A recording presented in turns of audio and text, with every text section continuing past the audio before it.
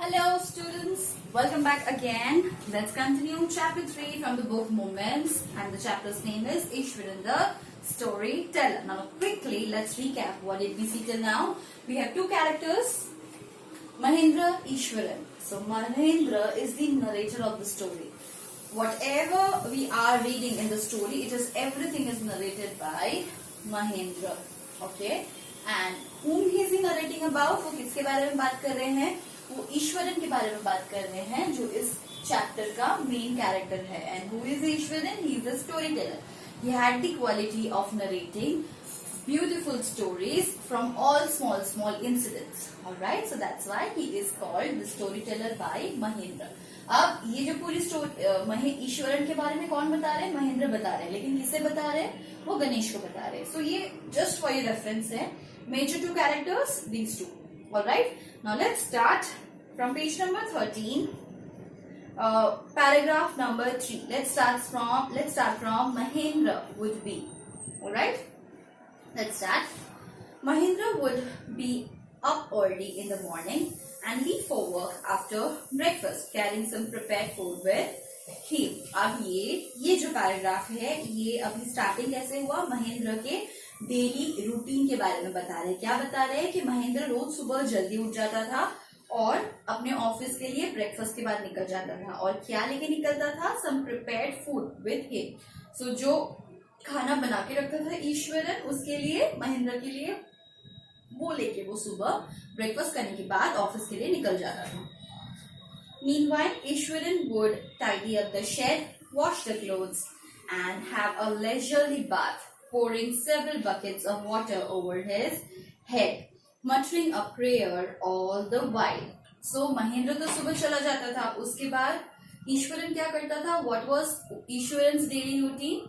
He would tidy up the shed. So, जहाँ पे वो लोग रहते थे वो पूरा क्लीन कर देता था. Wash the clothes, कपड़े धोता था. And have a leisurely bath. So पूरे दिन तो बाकी वो फ्री होता था, इसलिए आराम से टाइम लेके he used to take a bath, pouring several buckets of water over his head. So बहुत सारा बाल्टी अपने ऊपर डाल के पानी से नहाता था. Muttering a prayer all the while. So what does the meaning of muttering? Speaking in a low voice. So धीरे धीरे वो prayer murmur करता रहता था पूरे टाइम जब भी वो आराम से जब वो नहाता था. It would be a lunch time by then. So ये सब जब वो काम खत्म करता था ईश्वरन, तब तक लंच टाइम हो जाता था. After eating, he would read for a while before dozing off. So lunch time में वो खाना खाने के बाद थोड़ी देर उसको पढ़ने की आदत थी. Before he dozed off. Dozing off मतलब सोने से पहले, नींद आने से पहले वो थोड़ी देर पढ़ता भी था. The book was usually some popular Tamil thriller running to hundreds of pages. तो किस टाइप की बुक पढ़ता था Eswaran?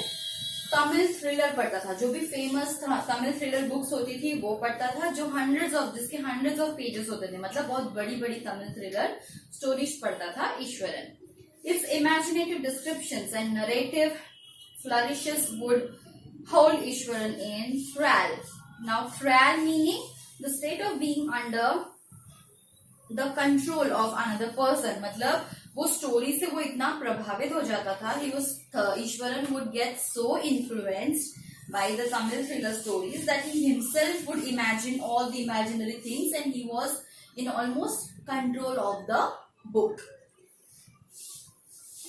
His own description were greatly influenced by the Tamil authors that he read. So जैसी वो बुक पढ़ता था ईश्वरन वैसे ही स्टोरी नरेट करता था, क्योंकि इसे थ्रिलर बुक्स पढ़ना अच्छा लगता था ईश्वरन को. सो वो जब स्टोरी नरेट करता था तभी उसी तरह वैसे ही एक्सप्रेशन से और वैसे ही थ्रिलिंग और सस्पिशियस वे से वो स्टोरी नरेट करता था, क्योंकि वो तमिल ऑथर्स जिन्होंने वो बुक लिखी थी उससे ज्यादा वो he was highly influenced by those kind of writings. When he was narrating even the smallest of incidents, जब वो छोटी छोटी इंसिडेंट भी बताता था, he would try to work in suspense and a surprise ending into the account. वो छोटी story भी इतने सरप्राइज और सस्पेंस से बताता था, लेकिन बाद में पता चला कि इतनी सी बात है, लेकिन वो बहुत ही सस्पेंस तरीके से उसको नरेट करता था. For example, instead of saying that he had come across an uprooted tree on the highway, सो अभी महेंद्र क्या बता रहे हैं, वो एक इंसिडेंट बता रहे हैं। कौन सा इंसिडेंट? कि एक इंसिडेंट था जहाँ पे ईश्वरन को सिर्फ इतना बताना था कि जब वो रास्ता क्रॉस कर रहा था हाईवे पे, उसने एक अपरूटेड ट्री देखा, उसने एक गिरा हुआ ट्री देखा, so it was completely uprooted from the soil. So ऐसा उसने ट्री, पूरा बड़ा सा झाड़ होगा, वो उसने गिरा हुआ देखा हाईवे पे, वो ईश्वरन को बताना था। लेकिन सिर्फ इतनी सी चीज ईश्वरन ने नरेट करने के लिए कैसे बताया?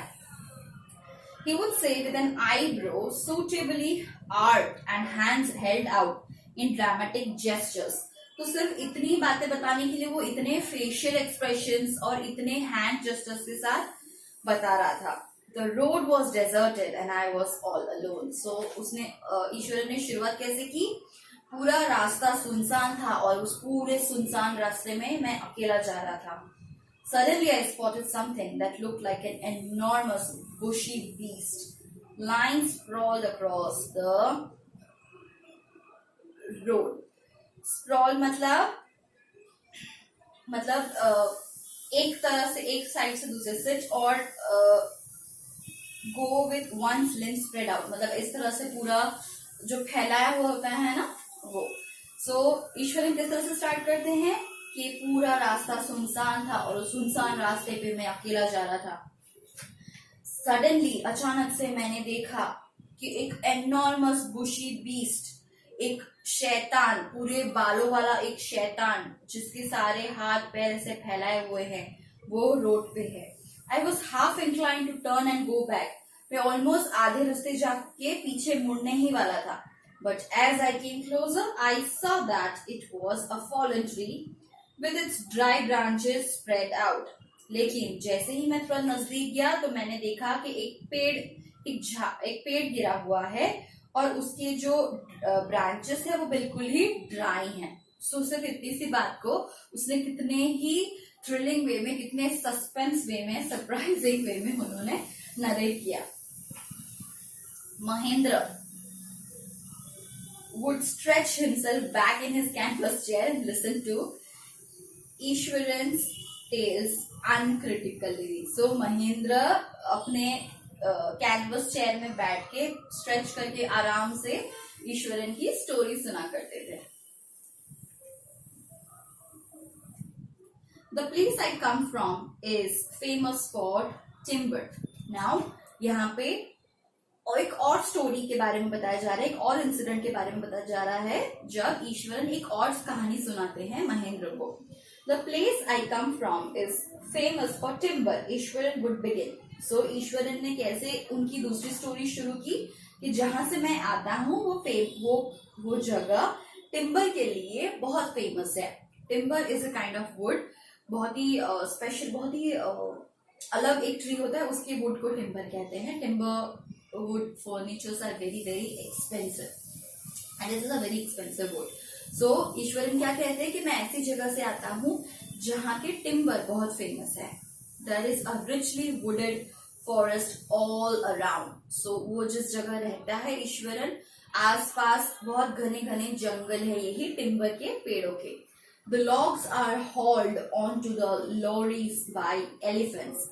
सो टिम्बर ना बहुत बड़े बड़े झाड़ होते हैं और उनकी बड़ी बड़ी, उनके जो डंडिया स्टेम होते हैं वो काटे जाते हैं और वो बड़े बड़े लॉग को कौन लेके जाता है? एलिफेंट्स की लॉरीज में ले जाया जाता है। They are huge well fed beast. अब they are huge well fed beast, किसे बोल रहे हैं? एलिफेंट्स को बोल रहे हैं कि अच्छी तरह से खिलाए हुए वो लोग बीस्ट है, अच्छी तरह से खाना खा के बहुत ही बड़े जाइंट जानवर है वो।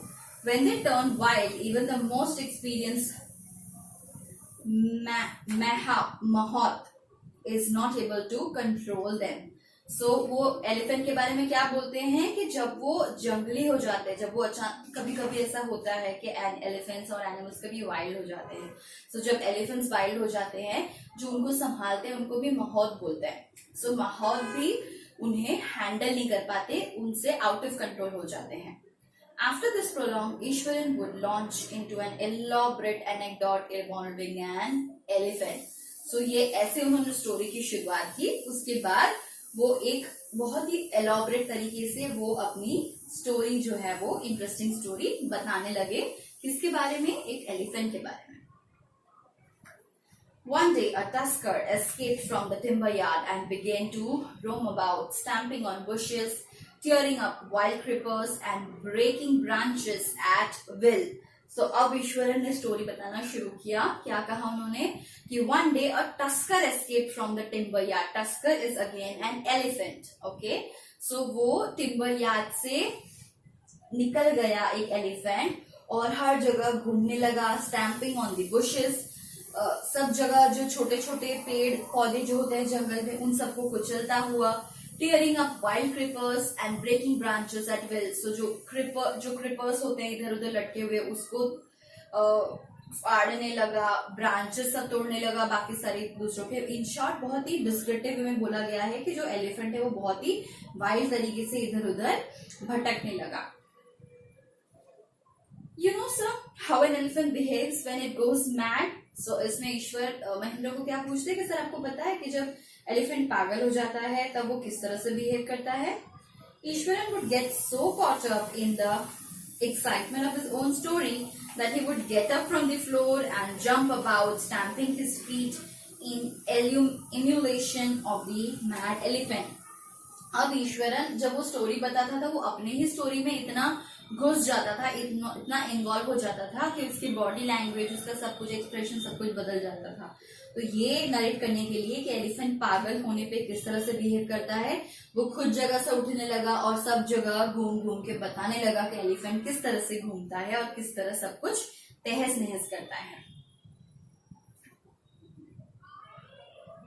The elephant reached the outskirts of a town, breaking the fences down like matchsticks. So अब एलिफेंट ईश्वरन क्या बोलते हैं क्या किया? वो एलिफेंट्स घूमते जंगल से निकलते निकलते उनके जो टाउन है उसके आउटस्कर्ट में निकल गया और जो उनके टाउनशिप का जो फेंसेस जो लगे होते, जो बाउंड्रीज लगी होती, उसको मैचस्टिक की तरह निकाल के वो बाहर निकल गया. He would continue. It came into the main road and smashed all the stalls selling fruits, mud pots and clothes. So जैसे ही एलिफेंट जंगलों से बाहर निकल के टाउनशिप के बॉर्डर में आ गया, सारे फेंसेस को तोड़ के मैचस्टिक की तरह क्या किया उन्होंने? वहां पे जो स्टॉल्स लगे हुए थे, जो फ्रूट्स बेच रहे थे, जो मड पॉट्स, मिट्टी के पॉट्स बेच रहे थे, कपड़े बेच रहे थे, वो सारे स्टॉल्स को एलिफेंट ने तोड़ दिया. People ran helter-skelter in panic. ततर-पतर होने लगे, इधर उधर सब भागने लगे डर के मारे. The elephant now entered a school ground where children were playing, breaking through the brick wall. अब इसके बाद एलिफेंट ने क्या किया? वो स्कूल ग्राउंड में घुसा जहाँ पे बच्चे खेल रहे थे और जो पत्थर की दीवार थी उसको तोड़ के भी एलिफेंट स्कूल प्लेग्राउंड में घुस गया. All the boys ran into the classrooms and shut the doors tight. So सारे जो बच्चे थे वो जो खेल रहे थे ग्राउंड में, वो लोगों ने क्या किया? डर के मारे अपने क्लासरूम में चले गए और दरवाजा टाइटली बंद कर दिया. The beast grunted and wandered about, pulling out the football goal post, tearing down the volleyball net, and kicking and flattening the drum kept for water, and uprooting the shrubs. अब क्या क्या चीजें वहां पे थी? वहां पे एक फुटबॉल का जो गोल नेट था वो था, वॉलीबॉल का नेट था वो था, और एक ड्रम था जहाँ पे पानी भरा हुआ था, और जो श्रब्स, छोटे छोटे जो प्लांट्स लगे होते हैं, तो सब कुछ एलिफेंट ने तोड़ दिया. Meanwhile, all the teachers had climbed up to the terrace of the school building. और इन सब के दौरान जब एलिफेंट सब कुछ तोड़ रहा था तब सारे टीचर्स कहाँ गए? वो स्कूल बिल्डिंग के टेरेस पे चले गए. From there, they helplessly watched the depredations of the elephant. Now, depredation means destructive actions. So, terrace के ऊपर से सारे टीचर्स हेल्पलेसली, क्योंकि उनके पास कुछ मदद नहीं थी, कुछ कर नहीं सकते थे, वो सिर्फ एलिफेंट को देखते रहे कि वो किस तरह से सब कुछ खराब कर रहा है. There was not a soul below on the ground. मतलब एक भी इंसान नीचे नहीं था ग्राउंड में. The streets were empty, as if the inhabitants of the entire town had suddenly disappeared. अब ये सब के दौरान क्या हुआ? जो सारे स्ट्रीट से सब कुछ खाली हो गया, क्योंकि सबको पता चल गया कि एक एलिफेंट जो है वो जंगली हो गई, इधर से उधर घूम रहा है, और पूरे जो टाउन है वहां पे सन्नाटा छा गया. ऑलराइट, सो बाकी की story in the next video. Thank you.